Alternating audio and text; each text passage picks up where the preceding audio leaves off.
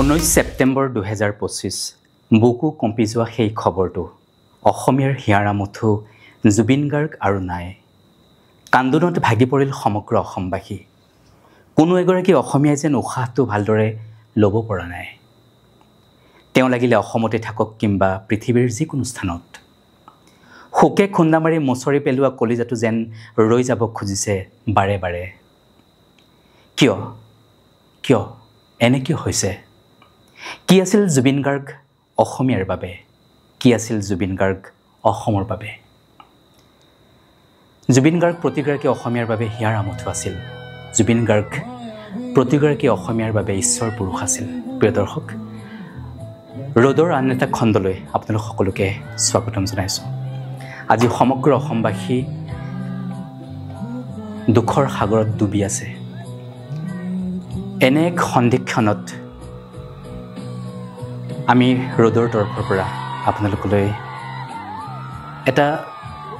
অনুষ্ঠান লৈ আহিছোঁ এই অনুষ্ঠানটোৰ জৰিয়তে আমি আপোনালোকক এইটোৱে আমি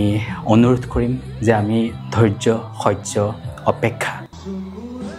এইখিনিৰ মাজেৰে আমি আমাৰ মৰমৰ জুবিন দাক ন্যায় দিব লাগিব আৰু আমি যদি ধৈৰ্য হেৰুৱাওঁ আমি যদি সহ্য হেৰুৱাওঁ আমি যদি অপেক্ষা কৰিবলৈ নোৱাৰোঁ তেতিয়াহ'লে কিন্তু আমি আমাৰ যুদ্ধখন অহিংসাৰ পৰা আঁতৰি অহা সেই কামটো আমি কেতিয়াও কৰিব নোৱাৰিম গতিকে আমি অহিংসাৰ স্থানত থাকি হিংসাৰ আশ্ৰয় নোলোৱাকৈ আমি জুবিন দাক যদি ন্যায় দিব পাৰোঁ গতিকে সেই ন্যায় হ'ব আমাৰ কাৰণে আটাইতকৈ ডাঙৰ প্ৰাপ্তি আজিৰ অনুষ্ঠানত আমাৰ সৈতে উপস্থিত আছে সুলেখিকা ডক্টৰ চয়নিকা বৰুৱা আপোনাক অনুষ্ঠানলৈ স্বাগতম জনাইছোঁ আমাৰ সৈতে আছে সুলেখিকা ডক্টৰ ৰ'দালি চেতিয়া আপোনাক অনুষ্ঠানলৈ স্বাগতম জনাইছোঁ মই প্ৰথমে ডক্টৰ চয়নিকা বৰুৱা আপোনাক সুধিব খুজিছোঁ যে আমি দেখি আছোঁ ছ'চিয়েল মিডিয়া বা দূৰদৰ্শন যোগে আমি খবৰবোৰ পাই আছোঁ কিন্তু আমি ধৈৰ্য হেৰুৱালে নহ'ব নহয় জানো আমি অহিংসাৰ পথত থাকি হিংসাৰ আশ্ৰয় নোলোৱাকৈ আমি জুবিন দাৰ ন্যায়ৰ এই কামখিনি আমি সহযোগিতা আগবঢ়াই যাব লাগিব নহয় জানো হয় গতিকে ন্যায়ৰ এই কামখিনি আমাৰ চৰকাৰ প্ৰশাসন আছে আমাৰ তেওঁলোকৰ ওপৰতো আমি আস্থা ৰাখিছোঁ এই পৰ্যন্ত গতিকে আমাৰ সকলো আছে আমাৰ সকলো জনতা আমি খুব আমি মনোযোগেৰে আমি গোটেই কামখিনি আমি চাই আছোঁ নহয় জানো গতিকে ডক্টৰ চয়নিকা বৰুৱা আপোনাক সুধিব খুজিছোঁ যে জুবিন গাৰ্গৰ গীতবিলাকে আমাক গোটেই অসমবাসীক আমাক যিখিনি দিলে মোৰ এনে লাগে এইটো মোৰ ব্যক্তিগত অনুভৱ যে গুৰু দুজনাৰ পিছত গুৰু দুজনাই যেনেকৈ আমাৰ জাতি ধৰ্ম নিৰ্বিশেষে সকলো অসমীয়াক একগোট কৰিবলৈ সক্ষম হৈছিল আৰু সেইটো সুদীৰ্ঘ ইমান দিনৰ পিছত যদি আমি সঁচাকৈ কওঁ যে সঁচা অৰ্থতে জুবিন গাৰ্গে আমাৰ হিয়াৰা মুঠু সদ্যপ্ৰয়াত জুবিন গাৰ্গে সেই কামখিনি কৰিবলৈ সক্ষম হ'ল যে হিন্দু মুছলিম নিৰ্বিশেষে জাতি ধৰ্ম নিৰ্বিশেষে আমাক সকলোকে একগোট কৰিবলৈ সক্ষম হ'ল গতিকে আপোনাৰ আজি এই অনুষ্ঠানৰ আৰম্ভণিতে কি ক'বলগীয়া আছে ধন্যবাদ মোক এই অনুষ্ঠানটোলৈ নিমন্ত্ৰণ কৰাৰ কাৰণে আজি এতিয়া আমাৰ কাৰণে সঁচা অৰ্থত ক'বলৈ গ'লে বৰ ভাল সময় চলি থকা নাই সকলো অসমবাসী এতিয়া দুখৰ সাগৰত ডুবি আছে সকলোৰে মনত মানে গোটেই আমাৰ মন মগজু জুবিনময় হৈ আছে হয়তো এনেকুৱা লাগে কোনো ক্ষেত্ৰত যে জীৱিত কালত যেন আমি জুবিন দাক ইমান বুজিয়ে নাপালোঁ মৃত্যুৰ পিছত আমি আজি তেখেতৰ ইমানখিনি চৰ্চা কৰিবলগীয়া হৈছে এতিয়া ইয়াতে ন্যায়ৰ প্ৰশ্নটো আহিছে মানে গোটেই ঘটনাখিনি আমি ধৰক ছ'চিয়েল মিডিয়াত দেখিছোঁ ভিডিঅ'বিলাক দেখিছোঁ তথাপিতো আজি জুবিন গাৰ্গৰ নিচিনা এক সত্তাৰ কাৰণে আমি ন্যায় বিচাৰি যুদ্ধ কৰিব লগা নিচিনা এটা পৰিস্থিতি হৈছে সেয়া আমি আমাৰ প্ৰশাসনৰ ওপৰত বা চৰকাৰৰ ওপৰত ন্যায় ব্যৱস্থাটোৰ ওপৰত আমি আস্থা ৰাখিছোঁ গোটেই অসমবাসীয়ে আস্থা ৰাখিছে আপুনি যিটো কথা সুধিছে যে গুৰু দুজনাৰ পাছতেই অসমত জুবিন গাৰ্গৰ এই মৃত্যুৱে আমাৰ জাতি ধৰ্ম বৰ্ণ নিৰ্বিশেষে গোটেই মানুহখিনিক একেলগ কৰি গ'ল কথাটো একেবাৰে সঁচা 19 ছেপ্টেম্বৰত সেই দুঃসংবাদটো যেতিয়া ছিংগাপুৰৰ পৰা আহিছিলে যে আমাৰ হিয়াৰা মুঠু জুবিন গাৰ্গৰ ৰহস্যজনক মৃত্যুৰ বাতৰি যেতিয়া অসমলৈ আহিছিলে তেতিয়াৰ পৰাই গোটেই অসম শোকৰ সাগৰত ডুব গৈছে। যেনেকৈ জুবিন গাৰ্গৰ অনুষ্ঠান উপভোগ কৰিবলৈ ৰাইজ উজাগৰে আছিল, জুবিন গাৰ্গ আমাৰ মাজলৈ কেতিয়া আহি পাব, অসমত কেতিয়া আহি পাব, সেই অপেক্ষাত বহু ৰাইজে মানুহে উজাগৰি দিশা কটাইছে। জুবিন গাৰ্গৰ মৃত্যু এনেকুৱা এক শূন্যতাৰ সৃষ্টি কৰিছে, অসমৰ প্ৰতিঘৰ মানুহৰ এনেকুৱা এটা অনুভৱ হৈছে যেন তেওঁলোকৰ ঘৰৰ কোনোবা এজন সদস্য নোহোৱা হৈ গ'ল। প্ৰতিগৰাকী মাতৃৰ এনেকুৱা লাগিছে নিজৰ এজন পুতেকক হেৰাইছে। সেই জুবিন গাৰ্গৰ সেয়া আছিল মহত্ব। জুবিন গাৰ্গে সেইখিনি মানুহৰ মাজলৈ যাব পাৰিছিল আৰু সঁচা অৰ্থত জুবিন গাৰ্গ আছিল জনতাৰ শিল্পী, মানুহৰ মাজৰ এজন। কি কাৰণে জুবিন গাৰ্গ ইমান জনপ্ৰিয়? এতিয়া মই যদি ব্যক্তিগতভাৱে ক'বলৈ যাওঁ, মোৰ জন্ম 1991 চনত। 1992 চনত জুবিন গাৰ্গে অনামিকা কেছেটেৰে অসমীয়া সংগীত জগতত আত্মপ্ৰকাশ কৰিছিল।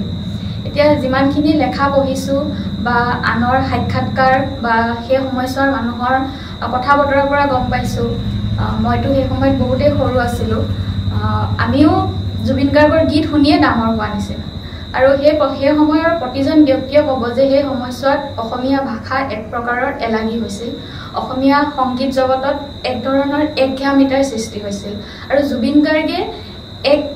বিপ্লৱ আনিছিল, সুকীয়া এক সংগীতৰ ধাৰাৰ সৃষ্টি কৰিছিল। আৰু মই নিজে সংগীতৰ লগত প্ৰত্যক্ষভাৱে জড়িত মানুহ নহয়, বহুজন বিজ্ঞ ব্যক্তিৰ পৰা এই কথা, তেওঁলোকৰ কথা বতৰাৰ পৰা আমি বুজিব পাৰোঁ যে জুবিন গাৰ্গৰ গীতৰ ধাৰা কিছু কিছু ক্ষেত্ৰত পাশ্চাত্য সংগীতৰ অৱদান থাকিলেও কিন্তু সংগীতৰ যিটো জকা সেয়া কিন্তু অসমীয়াই আছিল। লোকসংগীত হয়, তেওঁ মানে যিটো বেছ সেয়া আছিল অসমীয়া। ইমান সুন্দৰ সুন্দৰ অসমীয়া ভাষাৰ প্ৰয়োগ তাত আছিল। আৰু জুবিন গাৰ্গৰ গীতৰ কথা যদি এতিয়া ক'বলৈ যাওঁ, জুবিন গাৰ্গৰ গীত কাৰোবাৰ কাৰণে আনন্দৰ গীত, কাৰোবাৰ কাৰণে প্ৰেমৰ প্ৰকাশৰ গীত, তাত ৰোমান্টিকতা আছে, ৰ'দৰ কথা আছে, জোনাকৰ কথা আছে, বৰষুণৰ কথা আছে। কিন্তু একে সময়তে জুবিন গাৰ্গৰ গীত বহুজনৰ কাৰণে প্ৰতিবাদৰ গীত, তাত এক বিপ্লৱী সত্তাও আছে। আৰু বহুতৰ কাৰণে জীৱন যুদ্ধত জয়ী হোৱাৰ গীতৰ কথা আছে তাত। সেইকাৰণে জুবিন গাৰ্গ ইমান আপোন হৈছিল। আৰু কোনোবা গীততো আমি জীৱন দৰ্শনো বিচাৰিব, হয়। আৰু এটা কথা আছিল যে অসমৰ মানে ধৰক অসমীয়া আধুনিক গীত বাদ দি জুবিন গাৰ্গে এনেকুৱা একো মানে শাখা নাছিল মানে য'ত জুবিন গাৰ্গৰ কণ্ঠ নাছিল। হয়, তেখেতৰ কণ্ঠত এক ঐশ্বৰিক শক্তি আছিল, এটা মানে যাদুকৰী কণ্ঠ। এই কথা আমি সকলোৱে অনুভৱ কৰোঁ যে মানুহৰ অন্তৰ চুই যাব পৰা এক যাদুকৰী শক্তিৰ অধিকাৰী আছিল তেখেত। আৰু মানে গুৰুদুজনাৰ বৰগীতৰ পৰা টোকাৰী গীত, লোকগীত, পাৰ্বতী প্ৰসাদৰ গীত, জ্যোতি সংগীত, ৰাভা সংগীত, এই সকলোবিলাকতে জুবিন গাৰ্গে কণ্ঠনি কৰাইছিল আৰু সেই সময়ৰ নৱপ্ৰজন্মক আকৰ্ষিত কৰিছিল। কোনোবাই হয়তো সেই গীতবোৰ নাজানিলেহেঁতেন, হয়তো জুবিন গাৰ্গৰ কণ্ঠত যদি সেই গীতসমূহ নুশুনিলেহেঁতেন। আৰু আমাৰ অসমীয়া লোকসংগীতৰ উপৰিও বিহুৰ উপৰিও কাৰ্বি, মিচিং, ৰাভা আৰু চাহ জনজাতীয় গীত, সেইবিলাক গীততো জুবিন গাৰ্গে কণ্ঠনি কৰাইছিল। আৰু এতিয়া বহুকেইগৰাকী প্ৰখ্যাত শিল্পীয়ে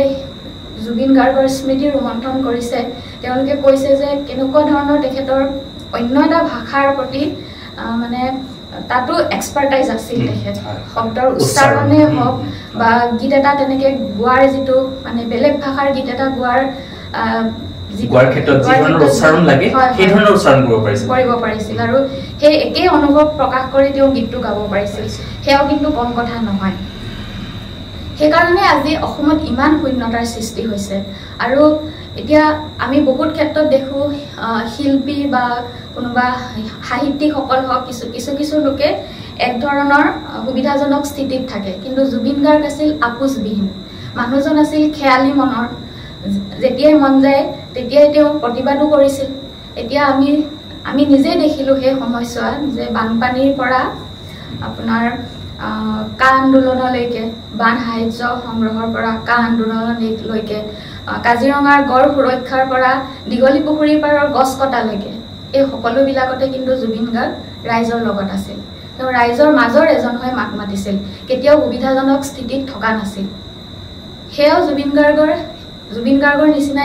এক সত্তাৰ কাৰণে সম্ভৱ গতিকে আমাৰ প্ৰজন্মটো আমি সেইজন জুবিন গাৰ্গৰ অনুৰাগী এতিয়া মই জীৱিত কালত জুবিন গাৰ্গক এদিনো প্ৰত্যক্ষভাৱে লগ পোৱা নাই তেখেতৰ লগত মোক কথা হোৱা নাই কিন্তু প্ৰতিটো সংগীতৰ জৰিয়তে আমি তেখেতৰ গীতৰ অনুৰাগী সেই কাঞ্চনজংঘা হ'ব খোজা মানুহজন ইউকেলিপ্টাছ গছৰ দৰে ওখ হ'ব খোজা মানুহজন সেই সৃষ্টিশীলতাৰে বলিয়ান মানুহজনৰ আমি একান্ত অনুৰাগী আৰু আজি সেইকাৰণে আমি যি অনুভৱ কৰিছোঁ অসমৰ প্ৰতিজন মানুহে সেয়া অনুভৱ কৰিছে সেইকাৰণে সেই যে দুখৰ যিটো প্ৰকাশ হৈছে স্বতঃস্ফূৰ্ত প্ৰকাশ হৈছে আজি ইমান মানুহে তেখেতক শেষ শ্ৰদ্ধা জনাবৰ কাৰণে তেখেতক এবাৰ চুই চাবলৈ এবাৰ চকুৰে সচক্ষে চাবলৈ এপাহি ফুল দিবৰ কাৰণে এনেকৈ মানুহে ভিৰ কৰিছে শ্মশানস্থলীটো আমি দেখিছোঁ কেনেকুৱা ধৰণৰ পৰিৱেশ হৈছে সেই দৃশ্যই গোটেই বিশ্বক আজি খুচৰি চাবলৈ বাধ্য কৰিছে যে কোন এজন জুবিন গাৰ্গ অসমীয়া ভাষাত গীত গাই তেওঁ মানে এটা এনেকুৱা হলিউড বলিউড নহয় অসমীয়া ভাষাত গীত গাই আঞ্চলিক ভাষাৰ এটা কণ্ঠ তেখেত কিন্তু সেয়া বিয়পি পৰিছে বিশ্বজুৰি মোৰ এইখিনি অনুভৱ জুবিন গাৰ্গৰ বৰ্তমান মৃত্যুত যিটো শূন্যতা সৃষ্টি হৈছে কাৰণ জুবিন গাৰ্গ জনতাৰ শিল্পী আছিল মানুহৰ মাজৰ এজন আছিল এনেকুৱা নহয় যে তেওঁক আমি বান্ধি ৰাখিব নোৱাৰোঁ তেওঁ এজন অকল সংগীত শিল্পী আছিল এজন গায়ক আছিল বা মিউজিক কম্প'জাৰ আছিল এনেকৈ আমি তেখেতক বান্ধি ৰাখিব নোৱাৰোঁ এটা নিৰ্দিষ্ট সীমাৰ ভিতৰত চ' মানুহৰ মাজৰ এজন আছিল এক কণ্ঠ আছিল পথ প্ৰদৰ্শক আছিল তেখেতে নহয় জানো হয় ডক্টৰ চয়নিকা বৰুৱা আপুনি খুব সুন্দৰকৈ আপোনাৰ অনুভৱখিনি ব্যক্ত কৰিলে আৰু সঁচাকৈ আপোনাৰ কথাখিনি আমি আমাৰ ৰাইজৰ মাজলৈ এটা সান্তনাৰ বাৰ্তা হিচাপে কৈছে মই তেনেকৈ ভাবিছোঁ হয় ডক্টৰ ৰদালি চেতিয়া আপোনাক মই সুধিব খুজিছোঁ যে আমি ডক্টৰ চয়নিকা বৰুৱাই যিখিনি কথা কৈছে তাৰ সৈতে আমি 100% একমত নহয় জানো গতিকে আপোনাৰ কি ক'ব লগা আছে এই মুহূৰ্তত আচলতে কোৱাৰ আগতে মানে মই এইটোৱে ক'ব বিচাৰোঁ যে আজি যে জুবিন দাৰ কথা পাতিবলৈ আমি যেনেকৈ বহিব লগা হৈছে সেইটোৱে আচলতে আটাইতকৈ দুখৰ কথা আমাৰ কাৰণে আৰু জুবিন দাৰ মৃত্যু হ'ল বা জুবিন দা আছিল মই কেতিয়াও জুবিন দা আছিল বুলি নাভাবোঁ জুবিন দা আছে সদায় থাকিব কাৰণ জুবিন দাৰ গানেৰে আমি জন্ম হৈছোঁ জুবিন গাৰ্গ আমি শব্দ ক'ব নিশিকোঁতে আমি জন্মৰ পৰা আমি জুবিন গাৰ্গক পাইছোঁ আৰু যে আমাৰ মৃত্যুলৈকে জুবিন গাৰ্গ নাথাকিব সেই কথাটো কেতিয়াও হ'ব নোৱাৰে গতিকে জুবিন দা সদায় আমাৰ লগত আছে থাকিব আৰু তেওঁৰ প্ৰতিভাৰ বিষয়ে তেওঁৰ গানৰ বিষয়ে বহুত আলোচনা হৈ আছে তেওঁৰ মৃত্যুৰ পাছত মানে তেওঁ কায়িকভাৱে গুচি যোৱাৰ পাছত আচলতে এই চৰ্চাখিনি আগতেই হ'ব লাগিছিল এতিয়া দেখিছোঁ বহুত মানুহে খুব তত্ত্বগধুৰ ৰচনা লিখিছে তেওঁক লৈ বা তেওঁৰ অনুভৱো ব্যক্ত কৰিছে অজস্ৰ হাজাৰ বিজাৰ ৰচনা তেওঁ লিখিছে ছ'চিয়েল মিডিয়াতেই হওক বা বাতৰি কাকততেই হওক কিন্তু দুখৰ বিষয় এইটো যে তেওঁ জীয়াই থাকোঁতে কিন্তু এনেকুৱা ধৰণৰ আমি একো আলোচনা দেখিবলৈ নাপালোঁ দেখিছোঁ যে খুব বেছি দুই এটা কিন্তু যিমানখিনি চৰ্চা হ'ব লাগিছিলে নহ'লে সেই কথাটোৱে খুব দুখ দিয়ে আৰু মোৰ এনেকুৱা অনুভৱ হয় জুবিন গাৰ্গে আমাক যিটো চৰিত্ৰ দেখুৱাইছিলে আচলতে ওপৰুৱাকৈ সেইটো আমি সদায় পাতলীয়া বুলি ভাবিলোঁ কিন্তু তাৰ এক দৰ্শন আছিল আচলতে চয়নিকা বা সুদাই কৈছে যে তেওঁৰ গীতৰ দৰ্শন আছিল গীততো দৰ্শন আছিলে মই ক'ব বিচাৰোঁ জুবিন গাৰ্গ নিজে এক দৰ্শন আচলতে জুবিন গাৰ্গৰ আদব কাইদা তেওঁৰ চাল চলন তেওঁ কেতিয়াও পৰিস্থিতিত অশ্লীল মাতো মাতে তাৰ আৰুতো কিন্তু কাৰণ আছিল আমি যদি ভালদৰে জুখিয়াই চাওঁ এতিয়া আমি অনুভৱ কৰিছোঁ কথাবিলাক তেওঁ কিন্তু একো এটা কথা আমি তেওঁক চব মানে ধেমেলীয়া কথা বুলি ভাবিছিলোঁ তেওঁ কৌতুক কৰা বুলি ভাবিছিলোঁ তেওঁ খুটাত বগাই উৎপাত কৰা বুলি ভাবিছিলোঁ কিন্তু প্ৰতিটো কথাৰ আঁৰত কিন্তু একোটা ৰহস্য আছিল আৰু তেওঁৰ আচলতে বিদ্ৰোহ আছিল তেওঁৰ প্ৰতিটো কৰ্মকাণ্ডই আমাৰ প্ৰচলিত ছিষ্টেমটোৰ বিৰুদ্ধে আচলতে বিদ্ৰোহ আছিল আৰু সেই বিদ্ৰোহী মানুহজনক আমি হেৰুৱাইছোঁ সেই কথাটোৱে আমাক দুখ দিছে আৰু এই দুখ আমাৰ লগত সদায় থাকিব তেওঁ হেৰাই যোৱাটো আমাৰ কাৰণে এটা ডাঙৰ ক্ষতি নহয় জানো অসমীয়া জাতিটোৰ কাৰণে এটা ডাঙৰ ক্ষতি তেনেকুৱা গতিকে আমি অসমীয়া প্ৰতিগৰাকী অসমীয়া কেৱল অসমীয়া অনুৰাগীয়ে নহয় আমি আজি দেখিছোঁ যে আমাৰ ভাৰতবৰ্ষতো আমাৰ জুবিনদাৰ হয়নে জুবিনদাক শ্ৰদ্ধাঞ্জলি জনাই হাজাৰ বিজাৰ মানুহ ওলাই আহিছে নহয় জানো পশ্চিমবংগৰ কথা কৈছোঁ গাতে লাগি থকা নহয় জানো তাতো আমি দেখিছোঁ যে গতিকে আপুনি ঠিকেই কৈছে ডক্টৰ চয়নিকা বৰুৱা ধৰ্ম বৰ্ণ নিৰ্বিশেষে সকলো ওলাই আহিছে ইয়াত কেৱল আমি অসমীয়া আমি কৈ থাকিলে আমাৰ ভুল হ'ব নহয় জানো গতিকে তাত আমাৰ এই অসমৰ সীমা পাৰ হৈ ভাৰতবৰ্ষত তথা গোটেই বিশ্বত আজি জুবিন গাৰ্গ কোন সেই কথাটো সকলোৱে জানিবলৈ বিচাৰিছে নহয় জানো হয় মই ডক্টৰ ৰদালি চেতিয়াৰ লগত একমত যে আমি জুবিন গাৰ্গ জীৱিত অৱস্থাত আমি যিখিনি আমি তেওঁৰ সম্পদখিনিৰ বিষয়ে আমি যিমান চৰ্চা কৰিব লাগিছিল মৰম পাইছে তেওঁ মৰম বহুত পাইছে মৰম পায়ে থাকিব এই পৃথিৱীত অসমীয়া জাতিটো যেতিয়ালৈকে জীয়াই থাকে তেতিয়ালৈকে তেওঁ মৰম পাই থাকিব আশীৰ্বাদ পাই থাকিব আৰু তেখেতৰ গীতবোৰ আমি প্ৰাৰ্থনা হিচাপে গাই থাকিম নহয় জানো হয় কিন্তু হয় যে আমি জুবিনদা যেতিয়াই জীৱিত অৱস্থাত আছিলে আমি তেতিয়া তেওঁ পাবলগীয়া যেন কিছুমান প্ৰাপ্তিৰ পৰা আমি তেওঁক বঞ্চিত কৰিলোঁ নহয় জানো আচলতে তেওঁক মানে আমি খুব এটা পাতল চৰিত্ৰ হিচাপে ল'লোঁ আমি দেখিবলৈ পাওঁ যিবিলাক আমাৰ সমাজৰ আছে তথাকথিত সভ্য লোক বুলি আমি যাক কওঁ সেই মানুহখিনি কিন্তু মানে প্ৰকাশ্যে যদি জুবিনক ভাল পাওঁ বুলি কয় তেওঁলোকৰ নিজৰ মানে যেন বৌদ্ধিক স্তৰ কমি যাব বা তেওঁলোকৰ লেভেল বুলি যিটো কয় সেইটো যেন কমি যাব তেওঁলোকে তেনেকৈ আচলতে ভাবিছিলে বহুত মানুহে আচলতে সেইটো হ'ব নালাগিছিলে আৰু সেইখিনিৰ পৰা তেওঁ বঞ্চিত হ'ল সেই কথাটোৱে আমাক দুখ দিব কিন্তু এতিয়াও আমি আশাবাদী জুবিনদা যিহেতু আমাৰ লগত আছে গতিকে আমি জুবিনদাক চৰ্চা কৰিম আৰু জুবিনদাক আমাৰ আদৰ্শ হিচাপে ল'ম অশোকদাই ক'লে যে জুবিনদাই মৰম পাইছে তেওঁ মৰমৰ ভাৱ কেতিয়াও নাপালে কিন্তু এতিয়া তেওঁৰ আশীৰ্বাদ আমাক প্ৰয়োজন জাতিটোক প্ৰয়োজন আচলতে তেওঁ যদি ক'ৰবাত আছে যদি কিবা তেনেকুৱা আছে কোনো এখন পৃথিৱী বেলেগ তাৰ পৰাই তেওঁ আমাক আশীৰ্বাদ দি যাব আমি সেইটোৱে কামনা কৰোঁ আৰু ডক্টৰ চয়নিকা বৰুৱা মই এই কথাটো মই আপোনাৰ সৈতে আলোচনা কৰিব বিচাৰিছোঁ যে আপুনি ঠিকেই কৈছে যে তেওঁ এগৰাকী কেৱল গায়ক নাছিলে কেৱল এগৰাকী সংগীত শিল্পী নাছিলে তেওঁ জাতিটোৰ কাৰণে মাত মাতিছিল এই যে সাধাৰণ মানুহখিনিৰ কাষত থাকি তেওঁ একেবাৰে সাধাৰণ মানুহজনৰ কাষত থাকিও তেওঁ সাধাৰণ মানুহজনক সন্মান কৰিবলৈ পাহৰা নাছিল জুবিনদাৰ কাৰণে সেই সকলোৱে তেওঁৰ মানে একদম প্ৰকৃত বন্ধু আছিলে নহয় জানো গতিকে তেওঁ আচলতে এগৰাকী সংগীত শিল্পীটো আছিলে তেওঁৰ কণ্ঠৰ যাদুৱে আমাকতো মোহাচ্ছন্ন কৰি ৰাখিছিলে তাৰ লগে লগে তেওঁ আমাক শিকাইছিলে যে মানৱতা কি বস্তু আমি কেনেকৈ মানুহ হৈ এখন সমাজত জীয়াই থাকিব লাগিব আমি প্ৰতিগৰাকী ব্যক্তিক যে আমি আপোন কৰি লৈ তেখেতৰ এটা গুণ আছিল তেখেতে মানে আমাৰ সমনীয়াসকল বা আমাতকৈ তেখেততকৈ মানে যিসকল কনিষ্ঠ তেখেতসকলক তুমি কেতিয়াও কোৱা নাছিলে পৰাপক্ষত তই কৈছিলে মানে নিজৰ নিচিনা কৰিছিলে তেনেকুৱা গতিকে তেওঁ কৈছিলে যে মোৰ যিমানখিনি অসমৰ ল'ৰা ছোৱালী আছে গোটেইখিনি মোৰ সন্তানৰ নিচিনা তেনেকুৱা কথা গতিকে এই যে তেওঁ গীতৰ মাজেৰে তেওঁ যিটো অৱদান দি আছে সেইটো যদি একাষৰীয়াও কৰি থওঁ তাৰপিছতো এগৰাকী মানৱ দৰদী হিচাপে এগৰাকী মানুহ হিচাপে প্ৰকৃত মানুহ হিচাপে তেওঁ অসমৰ প্ৰতিগৰাকী ব্যক্তিৰ হৃদয় স্থান পাবলৈ সক্ষম হৈছিল সেইকাৰণে আজি আমি জুবিনদাক হেৰুৱাই আমি ব্যাকুল হৈ পৰিছোঁ আমাৰ যেন শূন্যতাই আমাৰ গোটেই সৰ্বশৰীৰত বিৰাজ কৰিছে আমি ভালদৰে কাম কৰিব পৰা নাই আমি ভালদৰে শুব নোৱাৰোঁ আমি মোবাইলটো খুলিলে আমি হুকাই কান্দি দিওঁ এতিয়াও এনেকুৱা আমাৰ মনবিলাক এনেকুৱা হৈ আছে আমি এতিয়াও স্থিৰ হ'ব পৰা নাই তেনেকুৱা কথা গতিকে ডক্টৰ ৰদালিয়ে কৈছে যে জুবিনদা যদি কোনোবা এখন পৃথিৱীত সঁচাই আছে এতিয়াও যদি ক'ৰবাত কোনো স্থানত আছে তাৰ পৰাই আমাৰ জাতিটোক আপুনি আশীৰ্বাদ দি যাওক আৰু নিশ্চয়কৈ আপোনাৰ আশীৰ্বাদ আমাৰ জাতিটোৰ লগত সদায় আছে আৰু মই এই অনুষ্ঠানটোৰ জৰিয়তে মই আজি ডক্টৰ চয়নিকা বৰুৱা ডক্টৰ ৰদালি চেতিয়াক মই এইকাৰণেই মাতি আনিছোঁ যে আমি জুবিনদাই যিখিনি আদৰ্শ আমাক দেখুৱাই থৈ গ'ল তেখেতো জীৱনত সাংঘাতিক ধৰণে তেখেত জয় হৈছে এইকাৰণে জয় হৈছে যে গীত গোৱা এগৰাকী ব্যক্তিয়ে কেৱল গীতত সীমাবদ্ধ নাৰাখি তেখেতে আমাক প্ৰতিগৰাকী নৱপ্ৰজন্মৰ প্ৰতিগৰাকী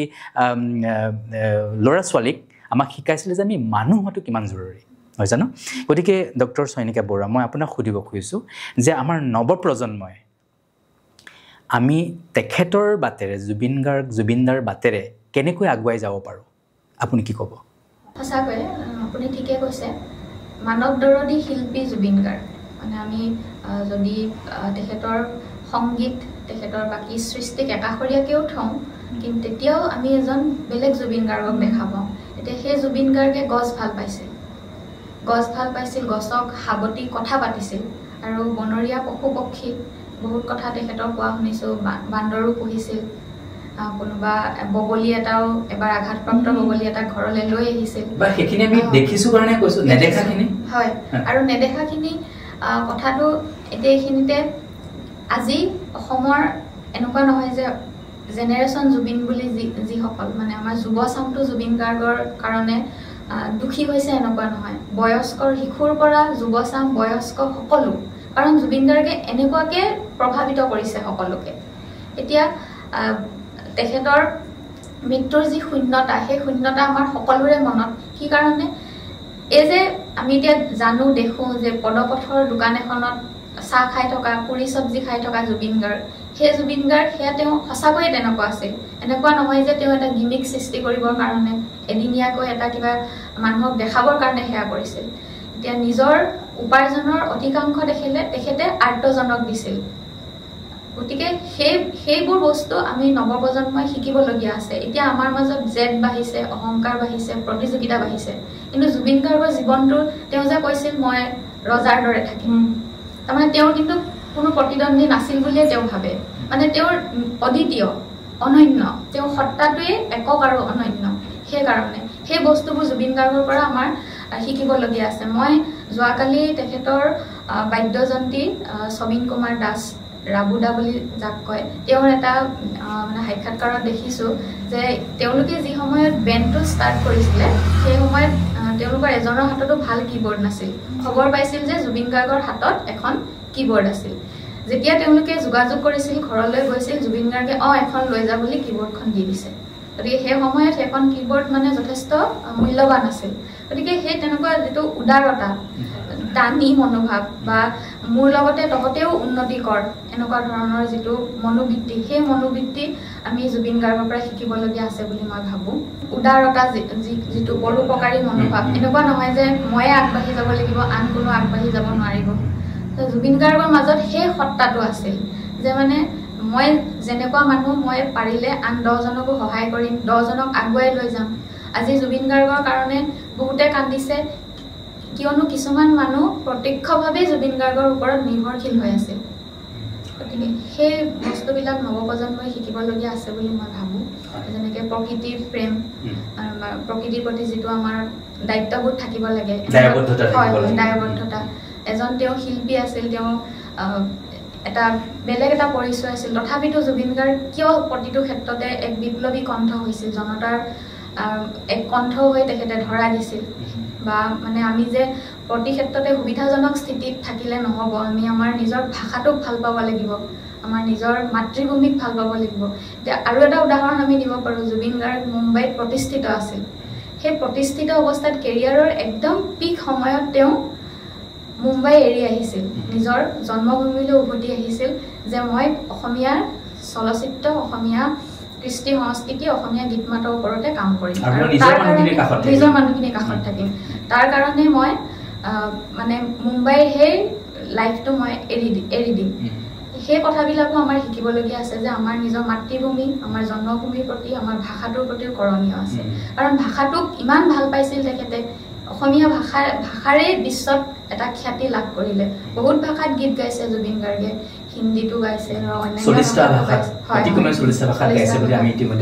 গম পাইছোঁ। তথাপিতো তেখেতৰ মাতৃভূমিৰ প্ৰতি ইমান প্ৰেম, ইমান মৰম, ইমান আৱেগ, সেই কথাটো কিন্তু আমি নৱপ্ৰজন্মই তেওঁৰ পৰা শিকিবলগীয়া।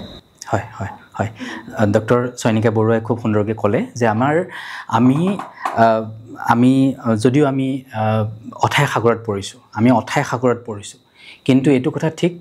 যে ৰদেলে কৈছে যে জুবিন গাৰ্গ আমাৰ অন্তৰতে থাকিব, সদায় থাকিব, আৰু আমি জুবিনদাৰ আদৰ্শেৰে আমি আগুৱাই যাব লাগিব। গতিকে ডক্টৰ ৰদালি, মই আপোনাক সুধিব খুজিছোঁ যে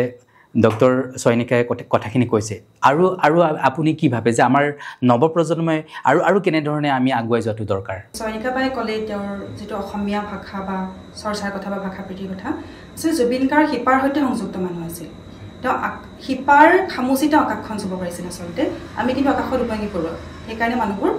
পতন হ'বলৈ বেছি সময় নালাগে বেছিভাগ মানুহৰ সকলো নহয় কিন্তু জুবিন গাৰ্গে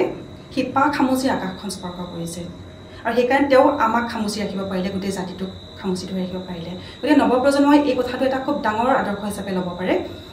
মানে নিজৰ জাতিটোক নিজৰ ভাষাটোক প্ৰথমে ভাল পাব লাগিব আৰু জুবিন গাৰ্গ আচলতে প্ৰকৃত অসমীয়া আছিল আৰু এটা কথা মই ক'ব বিচাৰোঁ স্পষ্টবাদিতা মানুহ স্পষ্টবাদী হ'ব লাগে হয়তো জুবিন গাৰ্গৰ কথা কোৱাৰ ধৰণতে বহুতকে হয়তো কিছু ক্ষেত্ৰত আপত্তিজনক হ'ব পাৰে কিন্তু সঁচা কথা কৈছিল আৰু স্পষ্ট কথা কৈছিল গতিকে আমি সেই স্পষ্টবাদিতাটো শিকিব লাগিব আমি ছিষ্টেমৰ বিৰুদ্ধে প্ৰশ্ন কৰিবলৈ শিকিব লাগিব আৰু তেওঁ কাঞ্চনজংঘা চিনেমাখন হয়তো বহুতেই চাইছে বিশেষকৈ যুৱ প্ৰজন্মৰ তাত যিটো চৰিত্ৰ আছিল অনিৰ্বাণ জুবিন গাৰ্গে নিজে ৰূপায়ণ কৰিছিল অনিৰ্বাণে প্ৰচলিত ছিষ্টেমৰ বিৰুদ্ধে যুদ্ধ কৰিছিল ভাগি পৰিছিল আচলতে যিখিনি সৎ মানুহ আচলতে মনৰ পৰা সৎ বা নৈতিকতাক সদায় নিজৰ জীৱনৰ সফলতাৰ অস্ত্ৰ হিচাপে গ্ৰহণ কৰে সেই মানুহবিলাকে জীৱনত কেতিয়াও কম্প্ৰমাইজ কৰিব নোৱাৰে আৰু কেতিয়া বিনিময়ৰ বিনিময়ত সফলতা নিবিচাৰে তেওঁলোকে আৰু সেই অনিৰ্বাণ চৰিত্ৰটো তেনেকুৱা ধৰণৰ চৰিত্ৰ আছিল আৰু গতিকে আমিও তেনেকৈ সততাৰে কষ্ট হ'ব এই ৰাস্তাটো খুব কষ্টৰ বাট দীঘলীয়া হ'ব কিন্তু সেই চৰিত্ৰটোৱে আমাক যি দেখুৱাই থৈ গৈছে চিনেমাৰে জুবিন গাৰ্গে চিনেমাৰে আমাক যি দেখুৱাই থৈ গৈছে সেই ৰাস্তাটো আমি ল'ব পাৰিব লাগিব আৰু আমি আত্মবিশ্বাসী হ'ব লাগিব জুবিন গাৰ্গৰ নিচিনাকৈ বহুতে সমালোচনা কৰিছিল জুবিন গাৰ্গক যে গানৰ মানুহ গানত থাকক চিনেমালৈ কিয় যাব লাগে তেওঁৰ অভিনয়ক সমালোচনা কৰিছিল সমালোচনা বুলি ক'লে ভুল হ'ব উপলুঙা কৰিছিল ঠাট্টা কৰিছিল হ'ব পাৰে এজন মানুহ হিচাপে বা এগৰাকী শিল্পী হিচাপে তেওঁৰ দুখ ত্ৰুটি থাকিব পাৰে বা দুৰ্বলতা থাকিব পাৰে কিন্তু আমাক যিটো বাৰ্তা দি গৈছে বিশেষকৈ মই সদায় কাঞ্চনজংঘাৰ কথাই ক'ব বিচাৰোঁ সেই বাৰ্তাটো কিন্তু আমি খুব আন্তৰিকতাৰে গ্ৰহণ কৰাটো উচিত আৰু ছিষ্টেমৰ বিৰুদ্ধে মাত মাতিবলৈ আমাৰ সাহস থাকিব লাগিব আৰু জুবিন দা গুচি যোৱাৰ পাছত আমি প্ৰত্যক্ষ কৰিছোঁ সকলোৱে নিবুকা মানুহবিলাকৰো মাত ওলাইছে কিন্তু এইটো খুব ডাঙৰ এটা মানে আমাৰ পৰিৱৰ্তন আমি যেন এক ৰূপান্তৰৰ দিশে গতি কৰিছোঁ জ্যোতিপ্ৰসাদ আগৰৱালাই আমাক যি কথা কৈ গৈছিল যে ৰূপান্তৰেহে জগত ধুনীয়া কৰে আমি ৰূপান্তৰৰ দিশে কিন্তু যাবলৈ লৈছোঁ গতিকে আমাৰ যি যাত্ৰা আৰম্ভ হৈছে 19 ছেপ্টেম্বৰ 2025 তাৰিখৰ পৰা সেইটো অভিশপ্ত দিন হ'ব পাৰে জুবিন দা গুচি যোৱাৰ কাৰণে কিন্তু তাত আমাৰ আশীৰ্বাদো আছে কোনোবাখিনিত আৰু সেইদিনাখনৰ পৰাই আমাৰ ৰূপান্তৰৰ যাত্ৰা আৰম্ভ হৈছে মানুহবোৰ এই এমাহত কিন্তু সলনি হৈছে গতিকে ই দীৰ্ঘস্থায়ী হ'ব লাগিব আমি যেনেকৈ এতিয়া উত্তেজিত হৈছোঁ তাক কিন্তু আমি নিগেটিভ দিশটোত নহয় আচলতে আমি তাক এটা ইতিবাচক শক্তি প্ৰদান কৰিব লাগিব তেতিয়া আমি হয়তো জুবিন দাই বিচৰা অসমখন আমি গঢ়িব পাৰিম মই তেনেকৈ ভাবোঁ আচলতে খুব সুন্দৰকৈ আপুনি কথাখিনি ক'লে যে আমি মহাভাৰতত কৃষ্ণ এবাৰ অৰ্জুনক কৈছিল যে অৰ্জুন তোমাৰ খংখিনি তুমি ধনাত্মক শক্তিলৈ ৰূপান্তৰিত কৰা নহয় জানো খংখিনি ধনাত্মক শক্তিলৈ ৰূপান্তৰিত কৰা গতিকে সেয়া আমাৰ কৃষ্ণ প্ৰভুৰ মুখৰ বাণী নহয় জানো মুখৰ কথা গতিকে আমি এই অনুষ্ঠানটোৰ জৰিয়তে ডক্টৰ ৰজালী চেতিয়াই ঠিকেই কৈছে যে আমাৰ যিটো আমাৰ খং এই খংখিনি কিন্তু আমি ধনাত্মক শক্তিলৈ ৰূপান্তৰিত কৰিব লাগিব আৰু সেই হিচাপে আমি আগুৱাই যাব লাগিব আমিতো জাতিটো আমি থমকি ৰ'ব নোৱাৰোঁ আমাৰ এতিয়া দুখ লাগিছে শোক লাগিছে আমি বহুত শোকত ম্ৰিয়মান হৈ আছোঁ আমি ধুমুহা আহিছে আমি অকণমান সময় খামুচ মাৰি ধৰি থাকিবই লাগিব কিন্তু আমাৰ জাতিটো এইকাৰণেই ভাগ্যৱান এটা জাতি যে এই ভাগ্যৱান জাতিটোৰ এই অসমীয়াৰ বুকুত জুবিন দাৰ নিচিনা এগৰাকী মানুহ প্ৰকৃত মানুহ ঈশ্বৰ পুৰুষৰ জন্ম হৈছিল গতিকে আমি জাতিটোৱে সদায় এইটো আমি গৌৰৱবোধ কৰি থাকিব পাৰিম যুগান্তৰলৈ যে জুবিন দাৰ দৰে এগৰাকী ঈশ্বৰ পুৰুষ সেইগৰাকী ঈশ্বৰ পুৰুষৰ জন্ম হৈছিলে ভগৱান শ্ৰীকৃষ্ণকো আমি এগৰাকী ঈশ্বৰ পুৰুষ বুলি আমি যুক্তিবাদী মানুহে আমি তেনেকৈ মানি লওঁ নহয় জানো এগৰাকী ঈশ্বৰ পুৰুষ আছিলে আৰু শ্ৰীকৃষ্ণৰ মৃত্যুৰ সময়ত তেখেতৰ যেতিয়া এই পৃথিৱীৰ পৰা বিদায়ৰ মুহূৰ্ত হৈছিলে বা তেখেতে পৃথিৱীৰ পৰা বিদায় লৈছিলে এই বসুন্ধৰাৰ পৰা বিদায় লৈছিলে তেতিয়া সেই যিটো পৰিৱেশৰ সৃষ্টি হৈছিলে হাহাকাৰ এটা পৰিৱেশ মানে তেওঁৰ ভক্তবৃন্দৰ মাজত তেওঁৰ শুভাকাংক্ষীসকলৰ মাজত শেষলৈতো তেওঁক শত্ৰুৱেও তেওঁক ভাল পোৱা হৈ গ'লগৈ তেনেকুৱা এটা পৰিৱেশ গতিকে শ্ৰীকৃষ্ণৰ মৃত্যুৰ সময়ৰ যিটো পৰিৱেশ হাহাকাৰ এটা পৰিৱেশ এটা সাংঘাতিক ধৰণৰ দুখৰ পৰিৱেশ এটা যেন মোৰ যেন সেই পৰিৱেশটোৰ লগত তুলনা কৰি চাব মন যায় যে আমাৰ জুবিন দাৰ মৃত্যুৰ সময়তো আমাৰ এই শুভাকাংক্ষীসকলৰ আমাৰ এই অসমীয়া জাতিটোৰ আমাৰ ভাৰতবৰ্ষৰ এইটো অৱস্থা হৈছে গতিকে সেইগৰাকী ঈশ্বৰ পুৰুষ অসমীয়া জাতিটোৰ কাষত আছিলে 52 বছৰ অসমীয়া জাতিটোৰ কাষত আছিলে আমি তেখেতক এগৰাকী সন্তান হিচাপে পাইছিলোঁ অসমীয়াই সেইগৰাকী ঈশ্বৰ পুৰুষক নিজৰ বুকুত ধাৰণ কৰিব পাৰিছিল গতিকে আমাৰ কাৰণে সেইবোৰ মহান কথা বহুত গৌৰৱৰ কথা গতিকে মই এই অনুষ্ঠানটোৰ জৰিয়তে মই আমাৰ নৱপ্ৰজন্মক মই অনুৰোধ কৰিম আপোনালোকৰ যি খং উঠি আছে সেই খঙক কিন্তু আমি ধনাত্মক শক্তিলৈ ৰূপান্তৰিত কৰিব লাগিব আৰু জুবিনদাৰ প্ৰতিটো কথা আমি শিৰোধাৰ্য কৰি আমি আমাৰ অসমীয়া জাতিটোক আগুৱাই লৈ যাব লাগিব মহাত্মা গান্ধী জাতিৰ পিতা মহাত্মা গান্ধীয়ে কৈছিল সত্যৰ মুখামুখি হ'বলৈ ভয় নকৰিবা সত্য সদায় ভয়ংকৰ যি কাপুৰুষ তেওঁ সত্যৰ মুখামুখি হ'ব নোৱাৰে একেটা কথাই কিন্তু জুবিনদাই নিজৰ ভাষাত কৈছে তেওঁ কেতিয়াও সত্যৰ মুখামুখি হ'বলৈ ভয় কৰা নাছিলে একেবাৰে কৰা নাছিলে সত্যৰ মুখামুখি হ'বলৈ আৰু এনেকুৱা কিছুমান শব্দ কৈছিলে যিবোৰ শব্দ হয়তো আমি কেতিয়াবা আমাৰ ক'বলৈও ভয় লাগে মুকলি ঠাইত কিন্তু তেওঁ মুকলি ঠাইত কৈছিলে কাকো ভয় কৰা নাছিলে সিস্টেমটোৰ বিৰুদ্ধে ইমান মুখামুখিভাৱে কথা ক'বলৈ পাৰিছিল এগৰাকীয়ে ব্যক্তিয়ে পাৰিছিল সেইগৰাকী আছিল আমাৰ হিয়াৰা মথু সদ্যপ্ৰয়াত জুবিনদা গতিকে জুবিনদাই আমাক ইমান কিছুমান দৰ্শন আমাক দি থৈ গৈছে দৰ্শনৰ এনেকুৱা কিছুমান পাঠ দি থৈ গৈছে সেই পাঠবোৰ যদি আমি আখৰে আখৰে পালন কৰোঁ তেতিয়াহ'লে মই ভাবোঁ যে অসমীয়া জাতিটো আজি আমাক সমগ্ৰ পৃথিৱীৰ মানুহে আমাক চিনি পায় অসমীয়া জাতিটোক মই এনেকৈ বিচাৰোঁ যে জুবিনদাৰ আদৰ্শেৰে আমি আমাৰ জাতিটোক এনেকুৱা এটা পৰ্যায়লৈ লৈ যাব লাগিব যিটো পৰ্যায়ত আমাক তলৰ পৰা ওপৰত চাব যে সেয়া অসমীয়া জাতি সেইগৰাকী প্ৰতিগৰাকী এগৰাকী অসমীয়া আমাক যাতে এনেকৈ চাবলৈ আমাৰ পৃথিৱীবাসীয়ে যাতে আমাক এনেকৈ চাবলৈ যায় সেইকাৰণে মই এনেকৈ ভাবোঁ যে আমি এগৰাকী জুবিনদাক হেৰুৱাইছোঁ কিন্তু আমাৰ ঘৰে ঘৰে জুবিনদাক আমি জন্ম দিব লাগিব আমি ঘৰে ঘৰে আমাৰ জুবিনদাক জন্ম দিব লাগিব আমি নিজক জুবিনদা হিচাপে সৃষ্টি কৰিব লাগিব মই জুবিনদাৰ দৰে গান গাব নোৱাৰোঁ বা ডক্টৰ চয়নিকা বৰুৱাই ডক্টৰ ৰদালি চেতিয়া হয়তো জুবিনদাৰ নিচিনা গান গাব নোৱাৰিব পাৰে কিন্তু আমি জুবিনদাৰ নিচিনা আমি এটা মনৰ আমি অধিকাৰী নিশ্চয়কৈ হ'ব পাৰোঁ তেওঁৰ নিচিনা বিশাল মনৰ অধিকাৰী নহ'বও পাৰোঁ কিন্তু আমি তেওঁৰ দৰে হ'বলৈ চেষ্টা কৰিম আৰু যদি আমি দেহ মন প্ৰাণ কেৱল আমাৰ জুবিনদাৰ আমি আদৰ্শ দৰ্শনেৰে যেতিয়া আমি অনাবৰতে আমি সেই ধৰণৰ কথাবোৰ ভাবি থাকিম তেতিয়াহ'লে আমি নিশ্চয়কৈ আমি এগৰাকী জুবিন গাৰ্গ হ'ব পাৰিম সেইকাৰণে আমি এজন জুবিন গাৰ্গক হেৰুৱালোঁ কিন্তু অসমৰ 3,70,00,000 মানুহৰ ঘৰে ঘৰে জুবিন গাৰ্গ জন্ম হৈছে ইতিমধ্যে জন্ম হৈছে আমাৰ গতিকে ইতিমধ্যে জন্ম পাইছে এগৰাকী জুবিন গাৰ্গ হেৰুৱাইছোঁ কিন্তু আমি 3,70,00,000 জুবিন গাৰ্গক আমি প্ৰতিটো ঘৰে ঘৰে আমি প্ৰতিখন ঘৰত আমি এতিয়া পাইছোঁ গতিকে আমি জুবিনদাক আমি তেনেকৈ জীয়াই ৰাখিব লাগিব তেনেকুৱা কথা আজি এই অনুষ্ঠানটোৰ জৰিয়তে মই ডক্টৰ চয়নিকা বৰুৱা এগৰাকী খুব চিৰিয়াছ লেখিকা তেওঁ খুব ভাল তেখেতৰ লেখা প্ৰবন্ধ আমি ছ'চিয়েল মিডিয়াই হওক আমি আলোচনী বাতৰি কাকতত পঢ়িছোঁ ডক্টৰ ৰদালি চেতিয়াৰো আমি ছ'চিয়েল মিডিয়া আমি বাতৰি কাকত আলোচনীত পঢ়িছোঁ খুব তেখেতসকলে খুব বুদ্ধিদীপ্ত তেখেতৰ লেখাৰে আমাৰ জাতিটোক আমাৰ সাহিত্যৰ পথাৰখনত চহকী কৰি গৈ আছে গতিকে আমি তেখেতসকলৰ পৰা যি আমি এটা সান্তনামূলক আমি বাৰ্তা পাইছোঁ সেইখিনি আমি ভাবিছোঁ যে আমাৰ দৰ্শকসকললৈ এটা সান্তনাৰ বাৰ্তা হিচাপে গৈছে হয় গতিকে ডক্টৰ চয়নিকা বৰুৱা আপুনি কৈছিলে যে তেওঁ জুবিনদাই যে গছ এডালৰ লগতো কথা পাতিছিল গতিকে মই আমাৰ নৱপ্ৰজন্মক আমি এইটোৱে আমি মনত পেলাই দিম